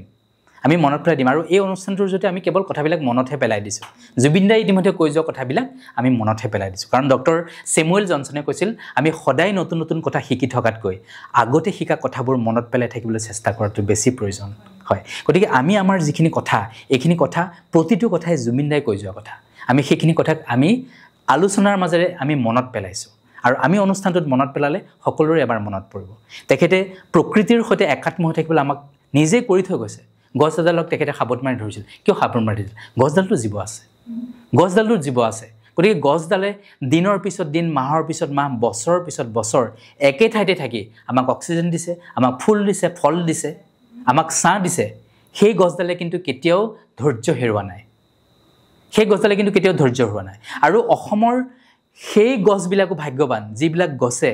জুবিন গাৰ্গক সাবটিব পাৰিছিল সেইবিলাক গছো ভাগ্যৱান তেনেকুৱা কথা গতিকে আমি জুবিনদাৰ প্ৰতিটো কথা আমি অনুসৰণ কৰিব লাগিব আমি প্ৰকৃতিৰ সৈতে একাত্ম হ'ব লাগিব আমি জীৱ জন্তুক আমি ভাল পাব লাগিব আমি জীৱ জন্তুৰ কাৰণে আমি সময় দিব লাগিব আমি মুঠতে দিনটোৰ আমি ইমান ব্যস্ততাৰ মাজতো আমি প্ৰকৃতিৰ কাৰণে আমি দায়বদ্ধ হৈ প্ৰকৃতিৰ কাৰণে সময় দিব লাগিব আৰু সেইখিনি কথা কিন্তু জুবিনদাই কৈ গৈছে আমাক কি ক'ব ৰদালি চেতিয়া কি ক'ব হয় আচলতে আপুনি যে গছৰ উদাহৰণটো দিছে আচলতে জুবিন দাই আমাক প্ৰকৃতিৰ লগত একাত্ম হ'বলৈ শিকাই থৈ গৈছে আৰু তেওঁৰ আদৰ্শৰ কথা কৈছে আমি বৰ বেছি একো কষ্ট কৰিব নালাগে আমি নিজক সমৃদ্ধ কৰিবলৈ বা জাতিটোক সমৃদ্ধ কৰিবলৈ কাৰণ আমি ইমানেই সৌভাগ্যশালী যে আমাক জুবিন গাৰ্গে যিখিনি লাগে আচলতে সমৃদ্ধ হ'বলৈ সেইখিনি দেখুৱাই থৈ গৈছে খালি আমি উপলব্ধি কৰিব পাৰিলেই হ'ল অনুভৱ কৰিব পাৰিলেই হ'ল আৰু আমাৰ মাজত বহুত শক্তি আছে আমি আচলতে অৱদমিত কৰি ৰাখোঁ নিজক আৰু নিজক চিনি নাপাওঁ জুবিন দাই জীয়াই থকা কালত আমাক বহুতখিনি উপলব্ধি কৰোৱাইছিল কিন্তু তেওঁৰ মৃত্যুৱে কিন্তু আমাক বেছি জাগৰিত কৰি তুলিলে গতিকে উদাহৰণস্বৰূপে এইটো চাব পাৰোঁ জাতি বৰ্ণ ধৰ্ম প্ৰজন্ম নিৰ্বিশেষে তেওঁৰ শেষ বিদায় দিবলৈ কোটি কোটি লক্ষ লক্ষ জনতা একেলগ হৈছে আচলতে আমাৰ সেই একতা আমাৰ মনৰ মাজত আছেই কিন্তু আমাক কিছুমান অপশক্তিয়ে আমাক বিভেদ আনে আমাৰ মাজলৈ গতিকে আমাৰ মাজত থকা সেই সাম্য মৈত্ৰীৰ অনুভৱটো আমাৰ অন্তৰত আছে কিন্তু জুবিন দা গুচি গৈ তেওঁক আমাক সেয়া অনুভৱ কৰোৱালে আচলতে আৰু এইটো এটা উদাহৰণহে হয় আচলতে আৰু এতিয়া মানুহবিলাকে জুবিন দাৰ ন্যায় বিচাৰি সকলো ওলাই আহিছে ৰাজপথলৈ প্ৰশ্ন কৰিছে নিজৰ ন্যায় বিচাৰি সাহসেৰে মাত মাতিছে হয়তো এই কামটো কৰিবলৈ আগতে বহুতেই ভয় কৰিছিল কিন্তু এতিয়া মানুহবোৰ সাহসী হৈ উঠিছে আৰু এই সাহস আমাৰ মাজত আছিলে ইতিমধ্যে আৰু সেইখিনি আমাক জুবিন দাই জগাই তুলিছে আৰু সেইকাৰণে মই ক'ব বিচাৰিছোঁ যে জুবিন দা আচলতে জাগৰণ হয় আচলতে জুবিন দা মানেই জাগৰণ আৰু এই জাগৰণৰ শক্তিক আমি গোটেই জীৱন আমি সক্ৰিয় কৰি ৰাখিব লাগিব মই সেইটোৱে ক'ব বিচাৰোঁ হয় হয় হয় গতিকে ডক্টৰ চয়নিকা বৰুৱা ৰদালি চেতিয়াৰ কথাখিনি আমি সম্পূৰ্ণৰূপে একমত হয় গতিকে তেখেতে সাধাৰণ মানুহৰ কাৰণে সময় উলিয়াইছিলে জুবিন দাই সাধাৰণ মানুহখিনি সময় উলিয়াইছিলে কাৰণ তেওঁলোকৰো দুখ যন্ত্ৰণা আছে যিখিনি সময়ত আমি হোটেল এখনত আমি পেটে ভাতে খাই আমি ফূৰ্তি কৰি আছোঁ সেইখিনি সময়তে কিন্তু অসমত বা ভাৰতবৰ্ষত বা এই পৃথিৱীত কোটি কোটি মানুহে অনাহৰি আছে কিজানি নহয় জানো গতিকে তেওঁ সাধাৰণ মানুহখিনিৰ কথাও ভাবিছিলে সেইকাৰণে সাধাৰণ মানুহৰ দুখ দুৰ্গতিৰ লগত তেওঁ কান্দিছিলে নহয় জানো তেওঁ কান্দিবলৈ পাৰিছিল তেনেকুৱা সেইকাৰণে তেওঁ আমাৰ মানুহৰ কাৰণে তেওঁ ভগৱান হৈ পৰিছিল নহয় জানো গতিকে আমি কি কৰোঁ আমি সাধাৰণ মানুহে কি কৰোঁ যে আমি পইচা ঘটিছোঁ আমি বেংকত ভৰাইছোঁ আৰু বেংকত ভৰাই আমি সুখৰ হাঁহি এটা মাৰিছোঁ কিন্তু জুবিনে আমাক এইটো শিকাইছে যে তুমি ঘটিবই লাগিব কিন্তু তাৰ মাজতে তুমি সমাজৰ কাৰণে তুমি নিজৰ জাতিটোৰ কাৰণে তুমি এই বসুন্ধৰাৰ কাৰণে এই বসুন্ধৰাত মানুহখিনি কুশলে আছেনে এসাঁজ খাব পাইছেনে সেই কথাখিনি কিন্তু আমি যে জনা উচিত বা আমি যে সেই কথাটো বিচাৰ কৰা উচিত সেই কথাখিনি কিন্তু আমাক জুবিন দাই শিকালে নহয় জানো কি ক'ব সেইটোৱে মানে এতিয়া ধৰক আমি যেতিয়া কোনোবা চেলিব্ৰিটিৰ কথা দেখোঁ তেতিয়া মানে এটা একদম ডেটা টাইপৰ থাকে যে ইমান মানুহ এডপ্ট কৰিছে ইমানজনক মানে চিকিৎসা সেৱা প্ৰদান কৰিছে এনেকুৱা ধৰণৰ আমি কথাবিলাক দেখোঁ কিন্তু জুবিন গাৰ্গৰ ক্ষেত্ৰত এনেকুৱা কোনো নাই মানে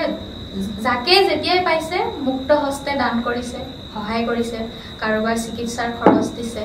কাৰোবাৰ পঢ়া পাতিৰ খৰচ দিছে সেই তেনেকুৱা যে মহানুভৱতাটো জুবিন গাৰ্গৰ আছিল সেয়া কিন্তু আন বহুতৰে নাই দেখিছোঁ যে আমি ধৰক কেতিয়াবা এগৰাকী ছোৱালী যে জুবিন দা মইতো দেখা নাপাওঁ মোৰ জীৱিত কালত তোমাক দেখা নাপাওঁ নহয় তই দেখিব লাগে চকুৰে দেখিব লাগে এইটো মোৰ চেলেঞ্জ তোক দেখুৱাই আহে এই ধৰণৰ ইমান ব্যস্ত মানুহ এগৰাকী সময় উলিয়াইছিল সেয়া যে মানুহক সেই মনোবলখিনি দিয়ে এইটো আৰু এজন সেইদিনা এটা ভিডিঅ'ত দেখিছোঁ কোনোবা এজন ল'ৰা উঠিব নোৱাৰে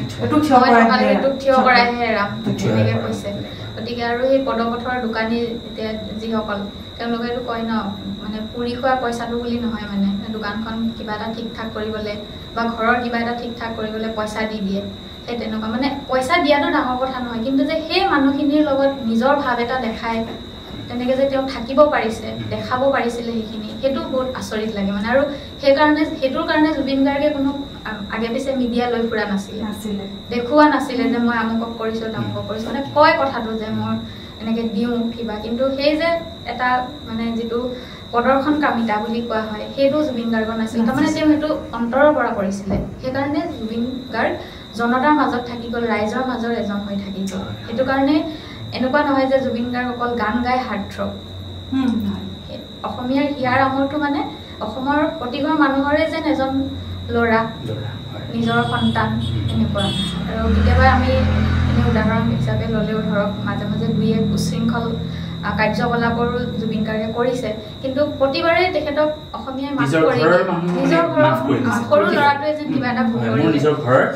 কোনোবা এগৰাকী সদস্যই কিবা এটা কৰিছে বুলি আমি সদায় মাফ কৰি দিছোঁ সেই স্থান জুবিন গাৰ্গে প্ৰতিজন অসমীয়াই বহুত ল'ব পাৰিছে সেয়াও এক ডাঙৰ কথা হয় মোৰ দাদা চিকিৎসক ডাক্তৰ কুমাৰ নাথ তেখেতেও যথেষ্ট লেখা মেলা কৰে মই ৰদালি আৰু চয়নিকা আপোনালোক দুয়োকে মই কথাটো আলোচনাই কৰিছোঁ তেখেতে গীতাও যথেষ্ট পঢ়ে তেখেতে কৈছে যে তেখেতে মোক ক'লে যে এয়া হৈছে পৰমাত্মা আৰু এয়া হৈছে আত্মা আমি প্ৰতিগৰাকী এয়া হৈছোঁ আমি আত্মা আৰু এয়া হৈছে পৰমাত্মা পৰমেশ্বৰ আমি এই যে আত্মাটো আমি পৰমাত্মাৰ যিমান কাষলৈ যাব পাৰিছোঁ আমি সিমানেই আমি পৰমাত্মাত বিলীন হ'ব পাৰিম আৰু পৰমাত্মাত বিলীন হ'ব পাৰিম মানে আমি ঈশ্বৰ প্ৰাপ্তি হ'ব নহয় জানো গতিকে মোৰ দাদাই এটা বিশ্লেষণ দিলে যে জুবিন গাৰ্গ এই যে পৰমাত্মাৰ এই যে পৰম শক্তি পৰমেশ্বৰ ইমান ওচৰ চাপি গৈছিল যে আমি তেওঁক এপ্ৰক্সিমেটলি আমি ভগৱান বুলি ভাবিব পৰা হৈ গৈছিলোঁ আমাৰ কাৰণে ভগৱান হৈ পৰিল ন গতিকে তেওঁ নিজৰ সুকৰ্মৰ মাজেৰে তেওঁ জনতাৰ কাৰণে কাম কৰি কৰ্তব্য পালনৰ মাজেৰে তেওঁ জাতিটোৰ কাৰণে তেওঁ সাধাৰণ মানুহৰ কাৰণে তেওঁ কেৱল জাতিটোৰ কাৰণে কৰি যোৱা নাই তেওঁ অসমৰ বাহিৰতো কিমান মানুহক সহায় কৰিছে কিমান এই যে তেওঁ ভাল কৰ্ম কৰি সুকৰ্ম কৰি তেওঁ যে এই যে পৰমাত্মাৰ যে একদম কাষ চাপি যাব পাৰিলে নহয় জানো সেইকাৰণে আজি আমি কেৱল তেওঁক এগৰাকী আমি সংগীত শিল্পী বুলি ভাবি নাথাকিলোঁ আমি তেখেতক আমি ঈশ্বৰ আমি এটা জাতি আমি ঈশ্বৰ বুলি তেওঁক আমি স্বীকৃতি দিবলৈ বাধ্য হৈ গ'লোঁ নহয় জানো গতিকে আমাৰ কাৰণে তেওঁ ঈশ্বৰ আছিল সেইকাৰণে আমি এই অনুষ্ঠানটোৰ জৰিয়তে মই মোৰ কনিষ্ঠ মোৰ বন্ধু বা মোৰ কনিষ্ঠসকলকহে মই ক'ব পাৰিম জ্যেষ্ঠসকল আপোনালোক সকলোৱে কথাবোৰ বুজিয়ে পায় সকলোখিনি গতিকে জুবিনে প্ৰত্যেকবাৰে কৈছিল যে কাম কৰক কাম কৰাটো আমাৰ আটাইতকৈ ডাঙৰ কৰ্তব্য আৰু কৰ্মই হৈছে শ্ৰেষ্ঠ ধৰ্ম গীতাটো আমাৰ ভগৱান শ্ৰীকৃষ্ণই এটা কথাই কৈছে যে কাম কৰা ফললৈ আশা নকৰিবা কেতিয়াবা জুবিনদাৰ হাতত এটকাও নাথাকে কাৰোবাক খোজে যে পইচা দে কিন্তু তেওঁ এটা কথাই জানিছিল মই কাম কৰিলে পইচা মোৰ হাতত আহিবই কাম কৰিবলৈ তেওঁ কেতিয়াও এৰি দিয়া নাছিল সেইকাৰণে তেওঁৰ পইচাৰো একো অসুবিধা হোৱা নাছিল নহয় জানো কেতিয়াবা জুবিনদাৰ পকেট শূন্য এটকাও নাথাকে কাৰোবাক খোজে দেচোন 2 টকা এটা বা দেচোন 10 টকা এটা তেওঁৰ কেতিয়াবা 10 টকা এটাও পকেটত নাথাকে কিন্তু তেওঁ আটাইতকৈ ডাঙৰ যিটো ধৰ্ম তেওঁ পালন কৰিছিল সেইটো হৈছে কৰ্তব্য গতিকে তেওঁ আমাক কিন্তু এই কথাটো শিকাই থৈ গ'ল যে কাম কৰা যদি কাম কৰি থাকা সেইটো হৈছে আমাৰ মানুহৰ কাৰণে আটাইতকৈ ডাঙৰ ধৰ্ম গতিকে মই এই অনুষ্ঠানটোৰ জৰিয়তে মই মনত পেলাই দিছোঁ আপোনালোকক জুবিনদাৰ সেই যিটো আমাক তেখেতে পৰামৰ্শ দিছিল যে কৰ্তব্য পালন কাম কৰা গীতাত ভগৱান শ্ৰীকৃষ্ণই কৈছিল যে কৰ্ম কৰা কৰ্মতহে তোমাৰ অধিকাৰ আছে ফলত তোমাৰ অধিকাৰ নাই ফলটো মই দিম তোমাৰ কাম হৈছে তুমি কাম কৰা ফলৰ আশা কৰি কেতিয়াও কাম নকৰিবা কেৱল তুমি কাম কৰা সেইকাৰণে মই এই অনুষ্ঠানৰ জৰিয়তে মই নৱপ্ৰজন্মৰ মোৰ ভাই বন্ধুসকলক মই অনুৰোধ কৰিম আপোনালোকক যে আমি জুবিনদাৰ প্ৰতিটো কথা আমি পালন কৰি আমি নিজৰ মাজত এগৰাকী জুবিন গাৰ্গ সৃষ্টি কৰিব লাগিব সেইগৰাকী জুবিন গাৰ্গে কেতিয়াও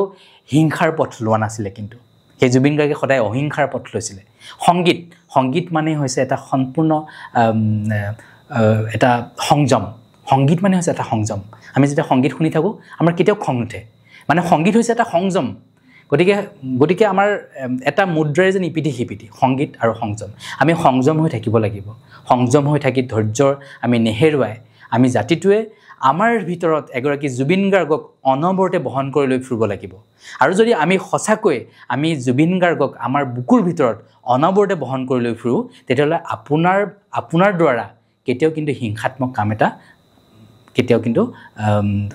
কৰা নহ'ব তেনেকুৱা কথা গতিকে জুবিন দাই আমি দেখিছোঁ তেওঁৰ এই 52 বছৰৰ এই জীৱনকালত তেওঁ কেতিয়াও হিংসাৰ আশ্ৰয় লোৱা নাছিল সদায় অহিংসাৰ আশ্ৰয় লৈছিলে কিন্তু কথাৰ যিটো বান এইটো কথা বান বুলি কৈছিলে আমি ৰামায়ণ মহাভাৰততো দেখিছিলোঁ যে যি সময়ত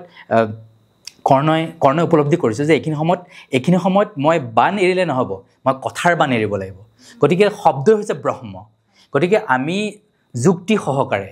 আমি ধৈৰ্য নেহেৰুৱাই সংযম নেহেৰুৱাই আমি কথাৰ মাজেৰে আমি আমাৰ ছিষ্টেমটোক প্ৰশ্ন কৰিব পাৰিব লাগিব সেইটোৱে হৈছে আমাৰ কাৰণে আটাইতকৈ ডাঙৰ বান আমাৰ কাৰণে আটাইতকৈ ডাঙৰ অস্ত্ৰ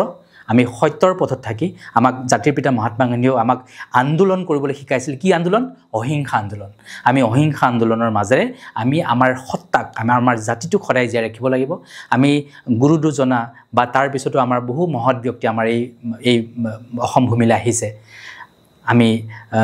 জ্যোতি বিষ্ণুৰ দেশৰ আমি মানুহ আমি সুধাকন্তৰ দেশৰ মানুহ আমি জুবিনদাৰ দেশৰ মানুহ আমি সেই ঠাইৰ সেই মহৎ ব্যক্তিসকলৰ ধ্যান ধাৰণা আদৰ্শৰে আমি আমাৰ জাতিটোক আগুৱাই লৈ যাব লাগিব গতিকে বাৰে বাৰে একেটা কথাকে মই মনত পেলাই দিম আমি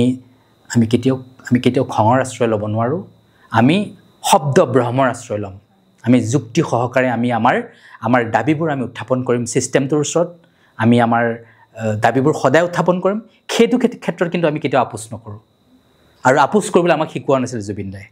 কি ক'ব ৰদালি চেতিয়া হয় মই আগতেই ক'লোঁ যে আপোচহীনতাৰ কথা ক'লোঁ তেওঁ সদায় ছিষ্টেমৰ বিৰুদ্ধে আচলতে মাত মাতিছিল আপাতভাৱে কিন্তু সেইবিলাক আমাৰ খুব তেনে গভীৰ অৰ্থ থকা বুলি আমি ভবা নাছিলোঁ কিন্তু তেওঁৰ প্ৰতিটো কথাই প্ৰতিটো কামেই আছিল আচলতে ছিষ্টেমৰ বিৰুদ্ধে বিদ্ৰোহ আপুনি গীতাৰ প্ৰসংগ ক'লে আৰু কৰ্মত গুৰুত্ব দিয়াৰ কথা ক'লে আচলতে জুবিন দাই 52 বছৰ জীয়াই আছিল আৰু এইখিনি সময়ত তেওঁ প্ৰায় ৩৮,০০০তকৈ বেছি গান গাইছিল গতিকে তেওঁ নিজৰ ক্ষেত্ৰখনত কিমান কষ্ট কৰিছিল কিমান কাম কৰিছিল সেইখিনি সহজে অনুমেয় গতিকে তেওঁৰ পৰা আমি কৰ্ম সংস্কৃতি শিকিব লাগিব আৰু এই সংস্কৃতি বুলি যে ক'লোঁ আচলতে জুবিন গাৰ্গক আমি সংস্কৃতিৰ প্ৰতীক হিচাপে ল'ব পাৰোঁ আৰু অশোক দাই জ্যোতি বিষ্ণুৰ দেশৰ কথা ক'লে জ্যোতিপ্ৰসাদেও কিন্তু সমাজৰ শুভশক্তিক সংস্কৃতি বুলি কৈছিল আৰু বাকী অপশক্তিক দুষ্কৃতি বুলি কৈছিল এতিয়া আমি জুবিন দাক যদি আমি সংস্কৃতি বুলি ধৰি লওঁ জুবিন দা সংস্কৃতি জুবিন দা কোনো মানুহ নহয় জুবিন দা এক সত্তা আৰু এই সত্তাটো হৈছে সংস্কৃতি তেনেহ'লে আমি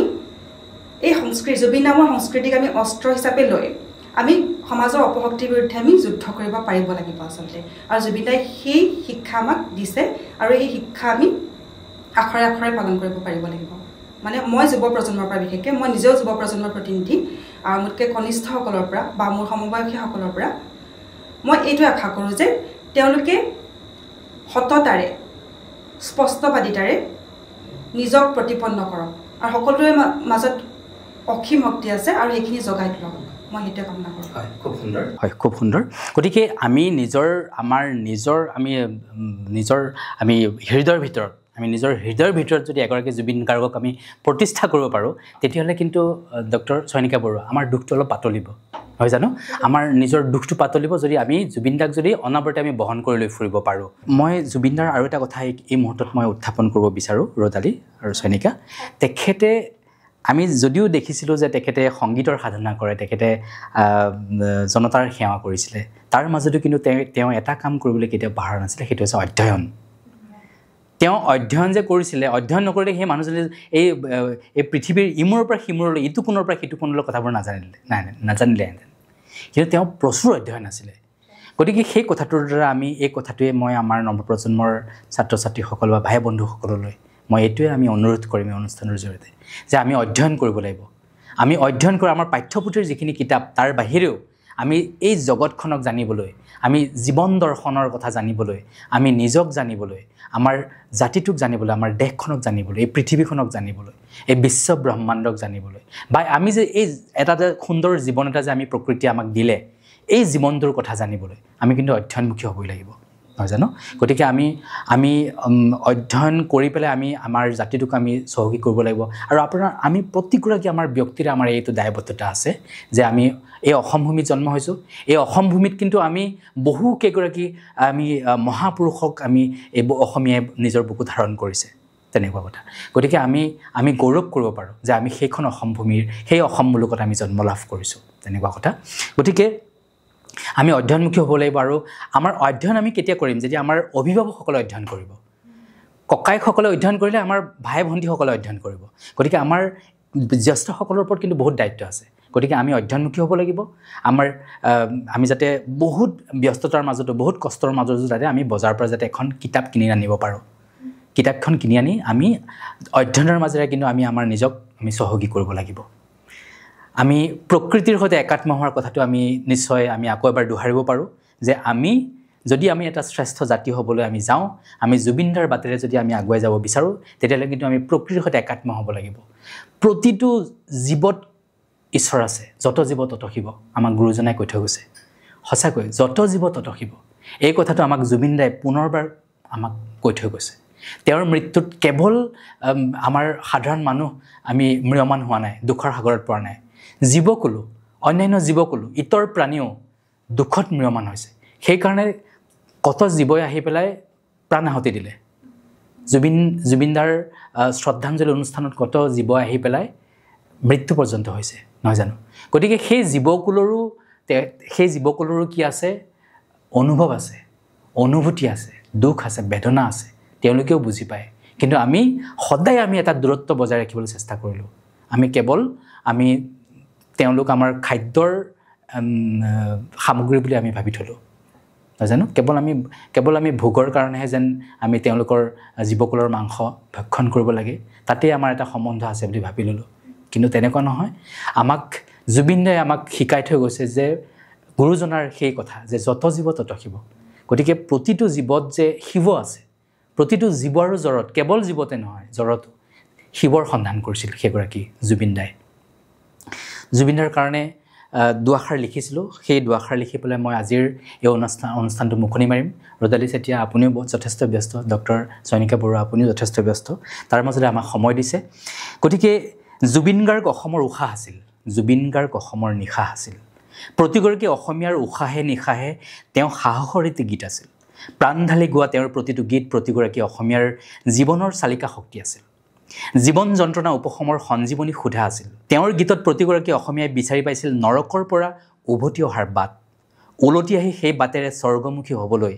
বৈকুণ্ঠমুখী হ'বলৈ সেই গীতে প্ৰেৰণা দিছিল প্ৰতিগৰাকী অসমীয়াক সুখতো জুবিন দুখতো জুবিন যন্ত্ৰণাতো জুবিন মন্ত্ৰণাতো জুবিন সুবিধাবাদী দুষ্টজনৰ বাবে অসৎ ৰাজনীতিৰে তেজ পিয়া সকলৰ বাবে জুবিন নামটোৱে আছিল ধূলিৰ ধুমুহা দুখীয়া নিচলা আৰ্তজনৰ বাবে তেওঁ আছিল সুখৰ এছাতি মলয়া বতাহ চকু জোৰ পৰা প্ৰেমৰ এখন ৰঙাচিলা তেওঁৰ প্ৰতিটো গীত প্ৰাৰ্থনাৰ দৰে অসমীয়াৰ তেজে তেজে হিৰাই হিৰাই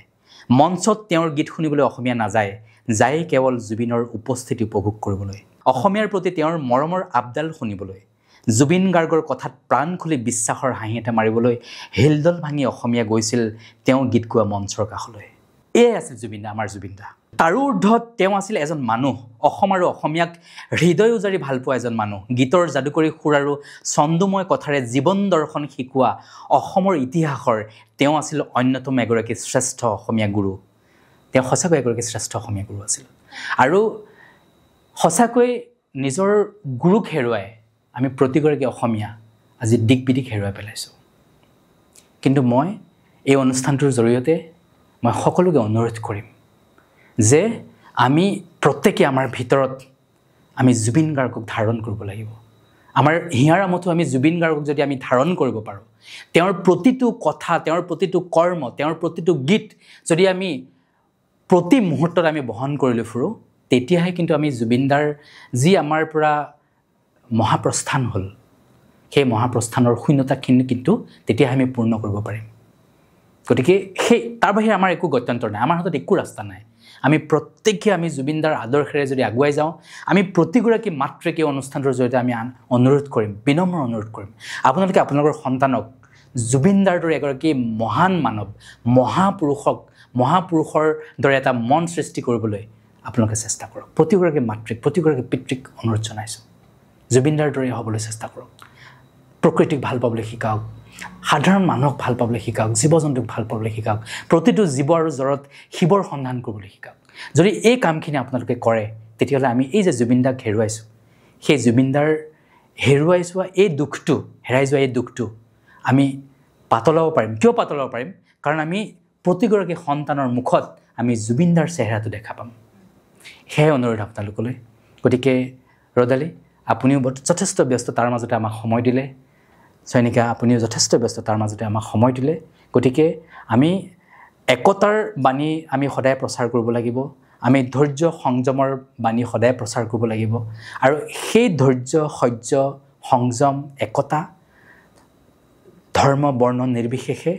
আমি কেৱল এটা জাতি আমি কেৱল অসমীয়া জাতি ধৰ্ম আমাৰ বেলেগ বেলেগ হ'ব পাৰে সেয়া আমাৰ কাৰণে একেবাৰে দৰকাৰী কথা নহয় দৰকাৰী কথা হৈছে আমি মানৱতাই হৈছে আমাৰ কাৰণে শ্ৰেষ্ঠ ধৰ্ম আৰু যিটো কথা জুবিন দাই তিল তিলকৈ শিকাই থৈ গ'ল আৰু আজি চাওক গোটেই অসমীয়া জাতিটো আজি একগোট হৈ আছে কোনেও বিচৰা নাই মোৰ ধৰ্ম কি কোনেও বিচাৰ কৰা নাই সকলোৱে একতাৰে মাত মাতি আছে যে আমি এটা অসমীয়া জাতি নহয় জানো গতিকে চয়নিকা বহুত ধন্যবাদ আৰু ৰদালি আপোনাকো বহুত ধন্যবাদ জ্ঞাপন কৰিছোঁ আৰু আমাৰ দৰ্শকসকলকো সশ্ৰদ্ধ প্ৰণাম জনাইছোঁ আপোনালোকে অনুষ্ঠানটো ধৈৰ্যৰে চালে এই অনুষ্ঠানটোৰ জৰিয়তে আপোনালোকৰ সৈতে আমাৰ দুখৰ ভাগ বতৰুৱাহে কৰিছোঁ আমি আপোনালোকৰ দুখৰ সমাভাগী হ'বলৈ চেষ্টা কৰিছোঁ আমি আমাৰ দুখখিনি আপোনালোকক জনাবলৈ এই অনুষ্ঠানটোৰ জৰিয়তে চেষ্টা কৰিছোঁ আপোনালোক সকলো কুশলে থাকক চয়নিকাৰ পৰা বিদায় লৈছোঁ ৰদালিৰ পৰা বিদায় লৈছোঁ আৰু আমাৰ শ্ৰদ্ধাৰ দৰ্শকসকলৰ পৰা বিদায় লৈছোঁ সকলোৱে ভালে থাকক সৰ্বে সন্ত সুখিনম ধন্যবাদ